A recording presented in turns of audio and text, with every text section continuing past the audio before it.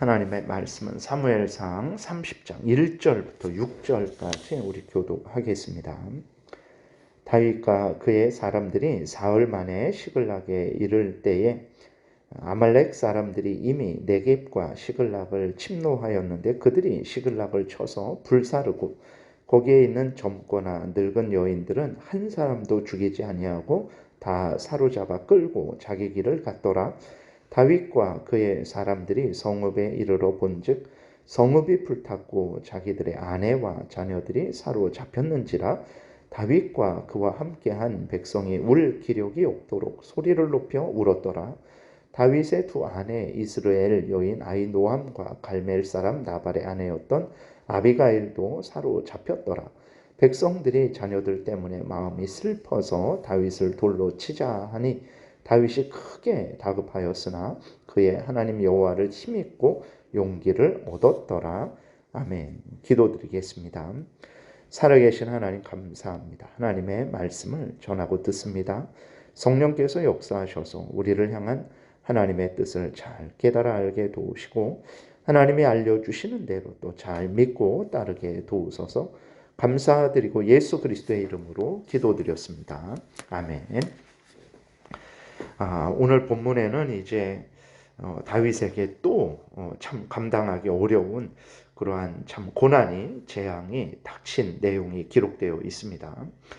이스라엘과 이제 싸울 뻔했던 다윗은 하나님의 은혜로 그 위험을 모면을 하게 돼요. 그래서 이제 전쟁에 나가지 않고 다시 이제 그 거처로 돌아오게 되는 거죠. 그래서 이렇게 돌아왔는데 그 거처가 시글락 거처가 아말렉 사람들에 의해서 이제 약탈을 당한 거예요. 그래서 모든 집들이 불사름을 당했고 또 그 가족들이 그 아내와 자식들이 이제 다 포로로 끌려갔던 거죠.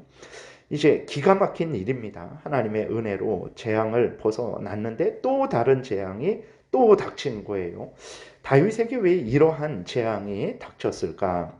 그랬을 때 첫 번째로는 이제 아기스 왕의 요청을 거절하지 않고 이스라엘을 치는 군대에 합류한 것 자체가 하나님에게는 큰 죄악이죠.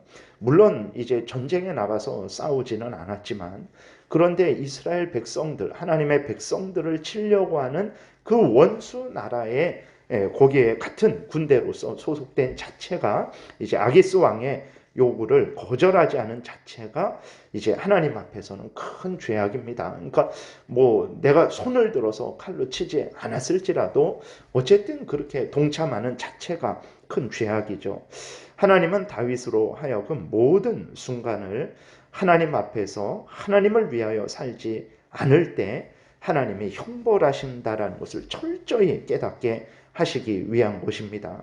그래서 다윗으로 하여금 무슨 일이 있어도 하나님의 뜻대로 살아가야 한다라는 것을 분명하게 알려주시기 위해서 이 재앙을 허락한 것이라는 것을 우리가 생각을 할 수 있어요.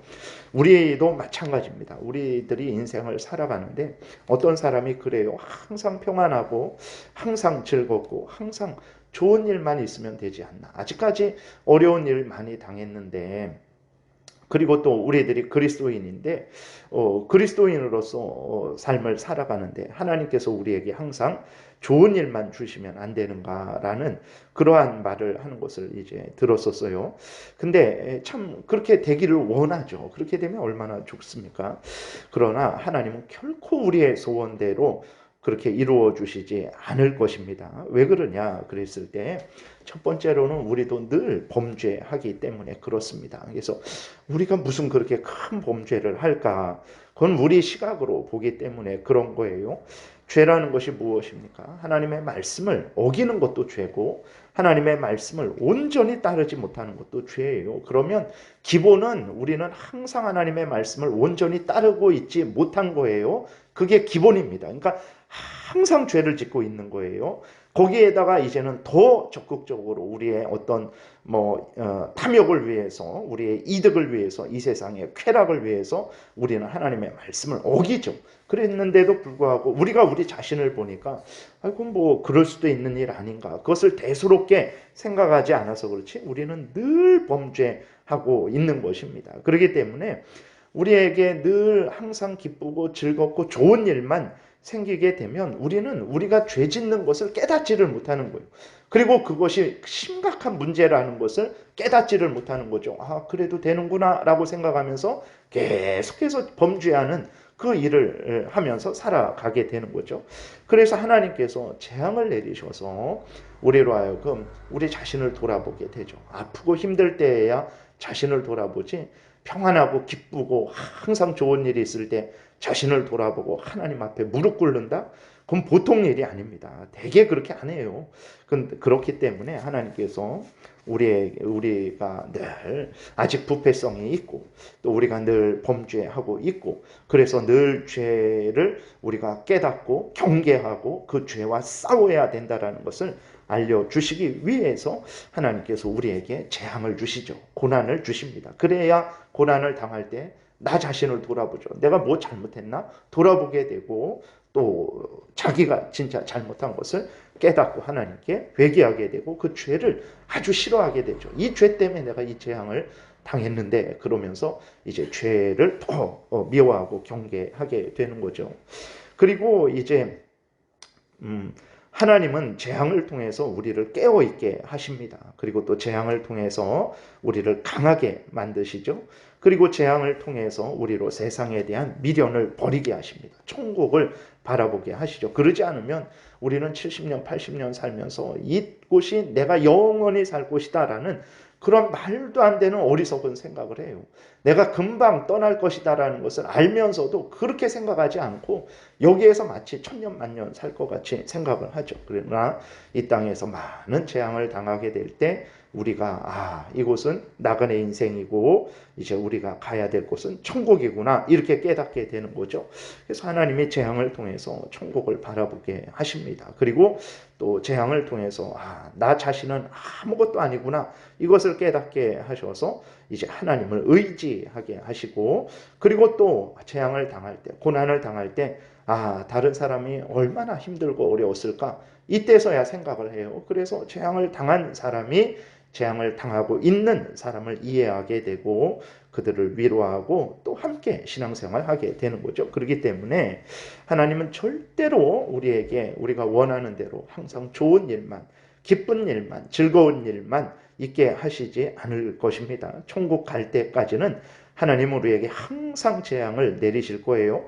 항상 고난을 주실 것입니다. 그래서 예수를 믿을 때 각오해야 됩니다. 예수 믿을 때 항상 항상 좋죠. 믿음 안에서 항상 좋은 것이지 현실 속에서 뭐 인간적으로 항상 좋냐? 그러지 않습니다. 오히려 예수 믿는 것 때문에 지금도 북한이나 중국이나 이슬람권에서는 열악한 곳에 뭐 아프리카 이런 데서는 예수 믿는 것 때문에 혜택 누리지 못하고, 혜택은 둘째치고 목숨이 먼저 이렇게 끊어지는 경우가 허다합니다. 그렇기 때문에 예수 믿을 때 각오를 해야 됩니다. 원래 고난이 있는 것이다. 사도행전 14장에서 바울이 복음 전하다가 돌에 맞아 죽었어요. 그러다가 깨어났죠. 그리고 한 말이 무엇입니까? 천국 갈 때까지는 많은 고난을 당해야 될 것이다 라고 이렇게 바울이 말을 했어요. 그것은 오늘 우리들에게도 해당됩니다. 하나님이 절대로 우리에게 항상 좋고 항상 기쁘고 그렇게 인도하시지 않을 거예요. 그래서 고난이 있다고 해갖고 이게 뭔 일인가 당황할 필요 없습니다. 원래 그런 거예요. 원래 그런 것입니다. 그래서 고난이 있을 때 우리가 이상하게 생각하지 말고 오히려 하나님을 더 의지해야 됩니다. 우리 자신을 돌아보고 하나님의 뜻을 또 생각하며 하나님을 더 의지해야 되는 거예요. 그 다음에 두 번째로는 이제 또 놀라운 일은 무엇이냐면 아말렉 사람들이 쳐들어와서 그 거처를 다 불태웠어요.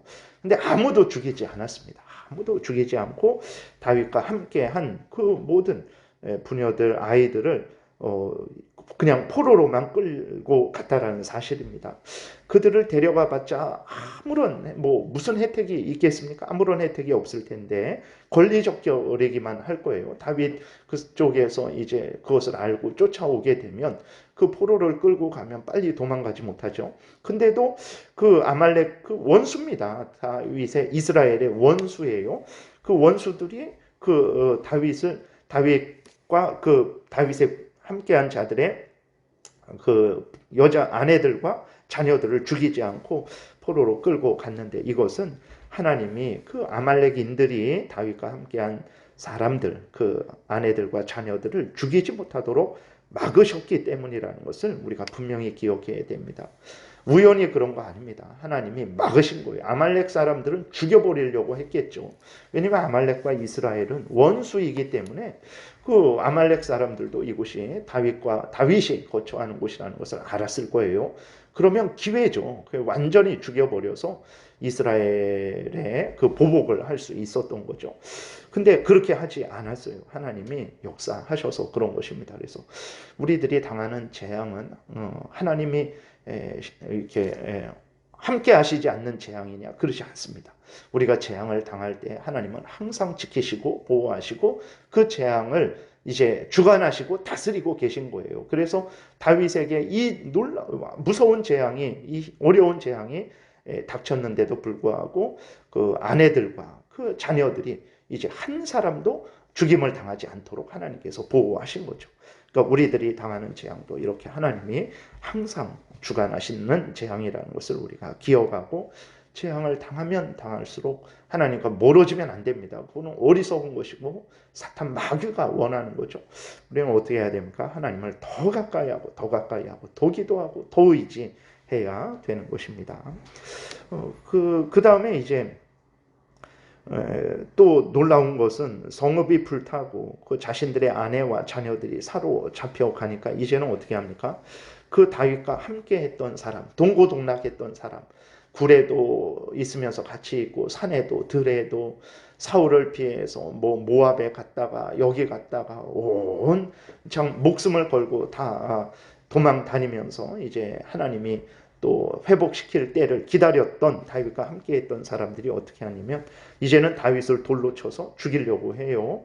참으로 다윗 입장에서는 너무나 기가 막히고 황당했을 것 같습니다. 이를 통해서 하나님이 드러내시는 것은 무엇입니까? 인간이라는 존재는 죄로 오염되고 부패된 존재예요.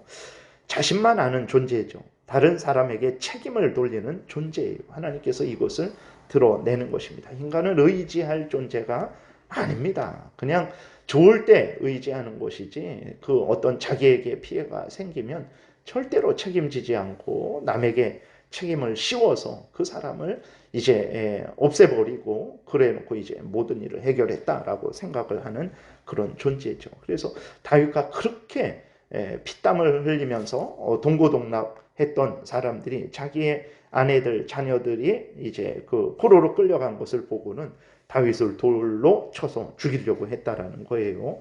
이것을 통해서 우리가 얼마나 우리 자신을 돌아보고 하나님 앞에서 참 회개하며 또 하나님의 은혜를 구해야 되는지, 하나님의 말씀에 근거해야 되는지, 좋을 때만 하나님의 말씀에 근거하는 것이 아니고 너무나 힘들고 어렵고 정말 저 사람으로 인해서 내가 피해를 당했을 그때에도 우리는 하나님의 말씀에 근거해서 대응을 하더라도 하나님 앞에서 하나님 말씀에 근거해서 대응을 해야 돼요. 그러지 않으면 우리도 같은 죄인입니다. 다윗을 돌로 쳐서 죽이려고 했던 사람들이나 오늘 우리들이나 뭐 다를 바가 있냐? 그들은 더 악한 자들이냐? 그러지 않습니다. 우리들도 똑같은 인간들이에요. 그러한 상황이 되면 아마 우리도 돌로 쳐서 죽이려고 할 거예요. 그렇기 때문에 오늘 우리들도 하나님 앞에 바로 서야 됩니다. 그래서 늘 조심해야 되고, 그래서 하나님이 우리로 하여금 그러한 악으로 치닫지 못하도록 항상 어려움을 주시고 고난을 주셔서 재앙을 주셔서 우리로 하여금 하나님 앞에 무릎 꿇게 하시는 거죠. 항상 우리 삶을 어떤 우리 눈에 현실적인 육신적인 차원에서 세상적인 차원에서만 보아서는 안 되고, 그래서 항상 하나님 앞에서 우리 삶을 보고, 어려움은 힘들고 어려운 거죠. 그러나 그것이 선을 이룬다라는 것을 기억하고 하나님 앞에서 잘 참고 견디고 인내해야 되겠습니다. 사람들이 돌로 치려 했을 때 다윗은 너무나 당황했고 위축되었죠. 또 기가 막히고 참 분노도 치솟았을 것 같아요. 그런데 다윗은 어떻게 합니까? 하나님을 의지합니다. 하나님을 의지함으로 말미암아서 힘을 얻어요. 지혜를 얻습니다. 어떻게 해야 될지를 분명히 얻고 그 사람들에게 어떻게 하자라고 이렇게 분명하게 이야기해서 그 하나님을 의지해서 또 그 사람 포로된 아내와 자녀들을 이제 다시 이제 이렇게 데리고 오는 그러한 일을 하게 됩니다. 그래서 하나님을 의지하면 죽을 순간에도 살아납니다. 우리가 이것을 분명히 믿어야 돼요. 그래서 항상 하나님을 의지해야 됩니다. 어렵고 힘든 상황에 하나님을 의지하면 그 어렵고 힘든 상황을 이겨내게 되는 것이고, 기쁘고 아주 평안하고 즐거운 상황에도 하나님을 의지하게 되면 교만하지 않게 되고 범죄하지 않게 되는 거예요. 그래서 항상 하나님을 의지해야 되는 것입니다. 오늘은 여기까지 살펴보겠습니다. 기도드리겠습니다. 살아계신 하나님 감사합니다. 우리의 현실의 삶은 도살당할 양같이 여김을 받는 참 그러한 삶입니다. 인생에 있어서 기쁜 날은 그렇게 많지 않고 늘 고민되고 어렵고 아프고 힘든 일들이 더 많습니다. 그러나 하나님, 이 모든 힘들고 어려운 인생이 하나님을 향하게 하고 의지하게 하고 하나님의 뜻대로 살아가게 하고 죄를 미워하고 버리게 하는 귀한 선한 하나님의 도구라는 것을 우리가 깨달아 알고 힘들고 어려운 그러한 상황 속에서도 다윗과 같이 하나님을 의지함으로 힘을 얻는, 그래서 하나님의 뜻대로 그 고난 속에서도 변하지 않고 살아가는 복된 삶을 살도록 오늘도 은혜를 내려 주옵소서. 감사드리고 예수 그리스도의 이름으로 기도드렸습니다. 아멘.